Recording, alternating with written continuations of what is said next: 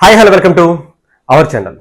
మహానాడు ఈరోజు చాలా ఘనంగా ప్రారంభమైంది. చెప్పాలంటే గతానికన్నా భిన్నంగా ఒక కొత్త టెక్నాలజీతో ప్రారంభమైంది అని చెప్పాలి. ఎందుకంటే చంద్రబాబు నాయుడు గారి గురించి మనం ఆయన విజనరీ గురించి ప్రత్యేకించి చెప్పాల్సిన అవసరం లేదు. ఎందుకంటే చంద్రబాబు నాయుడు గారు ఈ రాష్ట్రానికి అంటే ఉమ్మడి తెలుగు రాష్ట్రాలకి ఒక విజనరీ అంటే ఒక టెక్నాలజీని అందిపుచ్చి తీసుకొచ్చినటువంటి వ్యక్తిగా మనం చెప్తా ఉంటాం.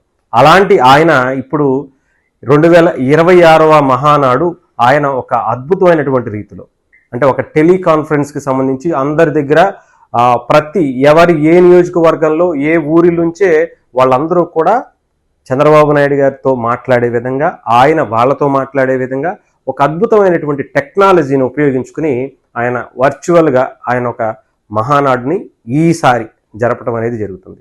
ఈ మహానాడికి ఏంటి ప్రత్యేకత అంటే ఈ మహానాడులో నారా లోకేష్ గారు ఆయన మొట్టమొదటిసారి ఆయన జాతీయ స్థాయిలో నాయకుడిగా ఒక గొప్ప పేరు సంపాదించుకున్న తర్వాత వర్కింగ్ ప్రెసిడెంట్ అయిన తర్వాత జరుపుతున్నటువంటి మొదటి వేడుక టీడీపీ పార్టీకి అని చెప్పాలి.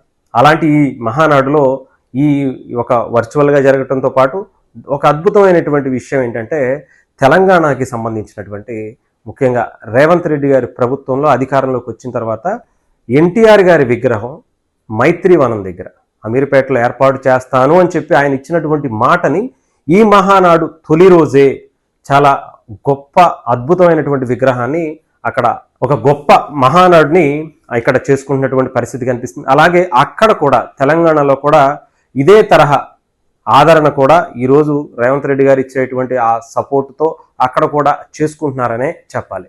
ఇకపోతే దేశ విదేశాల్లోంచి అనేక మంది నాయకులు అటు టీడీపీకి సంబంధించినటువంటి సానుభూతి పరులు అభిమానులందరూ కూడా ఈ మీటింగ్లో వర్చువల్గా పాల్గొనటమే కాకుండా స్వయంగా నారా చంద్రబాబు నాయుడు గారితో లోకేష్ గారితో మాట్లాడటం కూడా జరుగుతుంది. అలాగే నారా లోకేష్ గారు చాలా అద్భుతమైనటువంటి ప్రసంగాన్ని తొలి రోజే ఇచ్చినటువంటిది.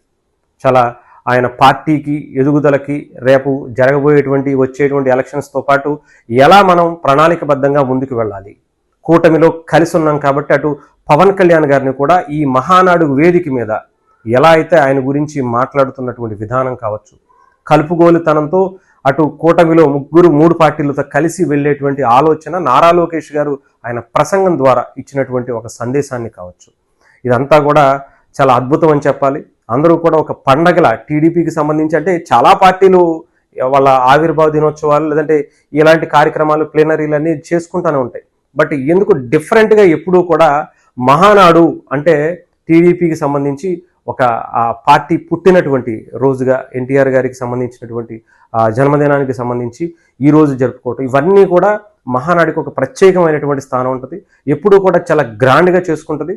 ఈసారి మాత్రం అటు పొదుపు చర్యల్లో మోదీ గారు ఇచ్చినటువంటి ఆ పిలుపుతో అనేకమైనటువంటి అంటే జిల్లాల నుంచి నియోజకవర్గాల నుంచి పల్లెల నుంచి అందరూ కూడా బస్సులు వేసుకుని ఒక వేదిక దగ్గర చాలా గ్రాండ్గా చేసుకునేటువంటి మహానాడిని ఈసారి ఆ ఖర్చు తగ్గించారు, పెట్రోల్ ఖర్చు తగ్గించారు, అంటే భోజనాలకి ఇతరితర వంట నూనెలకి ఏదైతే మోదీ గారు పిలిపించేటువంటి దాంట్లో చాలా వరకు ఖర్చు తగ్గించుకుని ఇప్పుడు దీనికి సంబంధించి పెట్టుకోవడం జరిగింది. అంతేకాదు నాకు తెలిసి నెక్స్ట్ ఇయర్ ఇంకా గ్రాండ్గా చేసుకుంటారేమో, బట్ ఈసారి మాత్రం చాలా తక్కువ ఖర్చుతో చాలా అద్భుతమైనటువంటి రీతిలో మహానాడిని జరుపుకున్నారు. అంతేకాదు మొదటి రోజే దాదాపు 11 కోట్లకు పైగా ఇప్పటికే డొనేషన్స్ అనేది రావటం కూడా జరిగింది.